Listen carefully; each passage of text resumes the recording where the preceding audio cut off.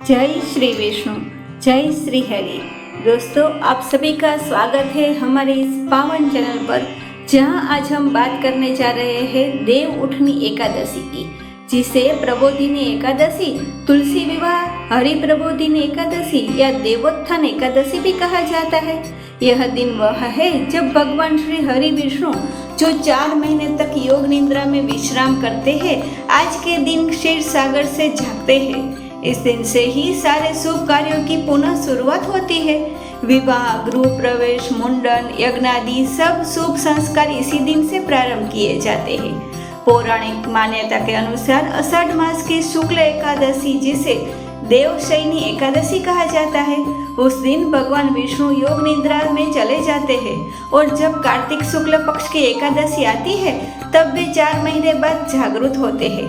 इन 4 महीनों को चातुर्मास कहा जाता है, जिसमें भगवान विश्राम करते हैं और धरती पर सभी शुभ कार्यों पर रोक लग जाती है। देव उठनी एकादशी के दिन जब भगवान जागते हैं तो माना जाता है कि ब्रह्मांड में फिर से ऊर्जा का संचार होता है, देवताओं की शक्ति पुनः सक्रिय होती है और मनुष्य जीवन में भी नई चेतना का संचार होता है।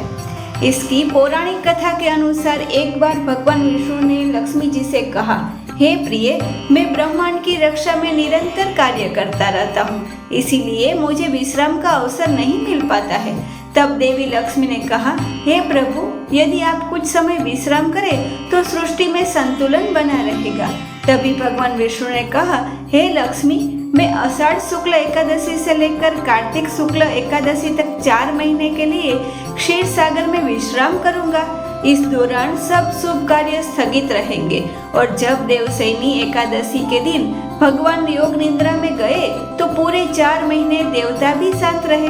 लेकिन जब कार्तिक शुक्ल एकादशी आई तब सभी देवता भगवान के पास गए और बोले, हे जगन्नाथ, अब बहुत समय हो गया, अब आप उठिए और संसार आपके बिना अधूरा है। तब भगवान ने मुस्कुराते हुए नेत्र खोले और कहा, हे देवगण, अब मैं जागृत हूँ, अब से धरती पर शुभ कार्यों का प्रारंभ हो जाएगा। उसी क्षण से यह एकादशी देवोत्थान एकादशी कहलाने लगी।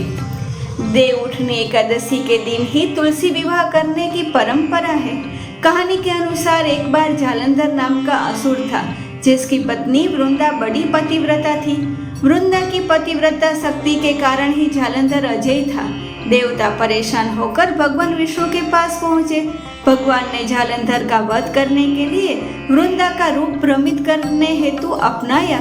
जब वृंदा को सच्चाई पता चली तो उन्होंने भगवान विष्णु को श्राप दिया, हे विष्णु, जैसे आपने मेरे पतिव्रता धर्म को भंग किया, वैसे ही आप पत्थर बन जाए।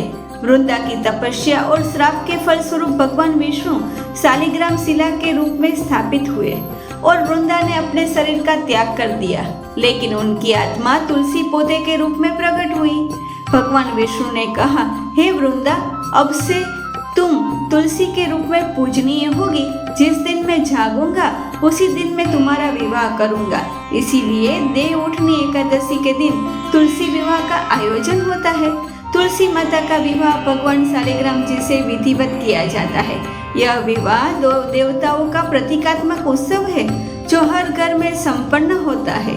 इसी दिन प्रातः काल स्नान करके व्रती को संकल्प लेना चाहिए कि मैं श्री हरि विष्णु की आराधना हेतु देव उठनी एकादशी का व्रत करूंगा और रात्रि में जागरण करूंगा। इसकी पूजा विधि कुछ इस प्रकार है कि सबसे पहले भगवान विष्णु और तुलसी माता का चित्र या मूर्ति स्थापित करें। भगवान को पंचामृत से स्नान कराए, फिर वस्त्र, पुष्प, चंदन, तुलसी दल और दीप अर्पित करें। पूजा के बाद यह मंत्र बोले, उठो देव, उठो श्री हरि, 4 मास सोए रहे, जग में शुभ कार्य रुके रहे। अब जागो प्रभु और सब कार्य सफल करो। भगवान को शंख, चक्र, गदा, पद्म का स्मरण करते हुए दीपक जलाए। घर के आंगन में तुलसी माता के पास दीप जलाए। यह दीप पूरे रात्रि जलते रहना चाहिए। रात्रि में कथा सुने, भजन करे और हरि नाम संकीर्तन करे। व्रतों को केवल फलाहार लेना चाहिए और रात्रि में भगवान की आरती के बाद ही कुछ लेना उचित होता है। देव उठनी एकादशी का महत्व अन्य एकादशियों से विशेष माना गया है। कहा जाता है कि इस दिन व्रत करने से चारों पुरुषार्थ धर्म, अर्थ, काम और मोक्ष की प्राप्ति होती है। यह व्रत हजार अश्वमेध यज्ञों के समान फल देता है। इस दिन विवाह योग्य कन्याओं को विशेष रूप से तुलसी विवाह में सम्मिलित होना चाहिए, क्योंकि यह उनके वैवाहिक जीवन के लिए मंगलकारी माना गया है। भारत के विभिन्न राज्यों में इस दिन विशेष परंपराएं होती है। कई लोग गोबर से भगवान विष्णु का प्रतीक बनाकर उन्हें उठाते हैं, तो कहीं उठो देव कहकर पारंपरिक गीत गाए जाते हैं। गांवों में महिलाएं उठो देव उठो कहते हुए दीप जलाती है और तुलसी माता की परिक्रमा करती है। इस दिन घर घर में प्रसाद के रूप में गुड़, चूड़ा, मिठाई और मंगल मूंगफली का भोग लगाया जाता है। देव उठनी एकादशी हमें यह सिखाती है कि हर विश्राम का अंत एक नई शुरुआत होता है। 4 महीने की नीरवता के बाद जब भगवान विष्णु जागते हैं तो जगत में पुनः शुभता का संचार होता है। हमारे जीवन में भी कभी कभी ठहराव आता है, लेकिन जब हम श्रद्धा, भक्ति और संकल्प से उठते हैं तो हर कार्य पुनः सफल होता है। इसीलिए इस दिन भगवान विष्णु से प्रार्थना करें, हे प्रभु, मेरे जीवन में भी भक्ति और शक्ति का संचार करें, मुझे धर्म मार्ग पर चलने की प्रेरणा दे। तो मित्रों, यह थी देव उठनी एकादशी की व्रत कथा, पूजा विधि और महत्व की संपूर्ण जानकारी। यदि आपको यह वीडियो पसंद आए तो लाइक करें, शेयर करें और चैनल को सब्सक्राइब करें। जय श्री हरि विष्णु, जय श्री तुलसी माता। हरे कृष्णा।